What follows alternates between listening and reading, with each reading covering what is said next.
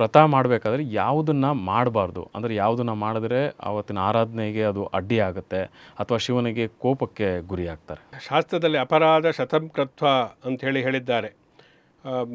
100 ವಿಧವಾದಂತಹ ಅಪರಾಧಗಳು ಸಾಮಾನ್ಯವಾಗಿ ಸಂಭವಿಸುತ್ತೆ ಅಂಥೇಳಿ, ಮಾಡ್ತೀವಿ ಅಂಥೇಳಿ ಅರ್ಥ ಅಲ್ಲ.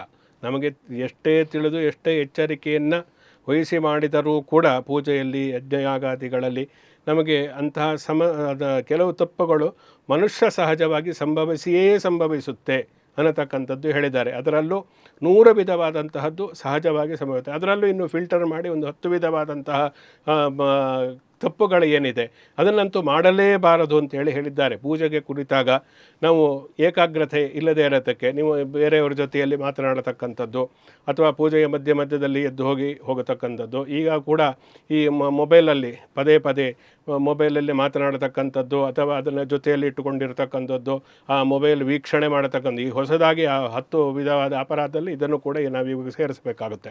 ಅದರಿಂದ ಇದು ಪ್ರಮುಖವಾದಂತಹ ಈತಿ ಬಾಧೆ ಅಂತೇಳಿ ಹೇಳ್ಬೋದು ಮೊಬೈಲ್ ಅನ್ನತಕ್ಕಂಥದ್ದು.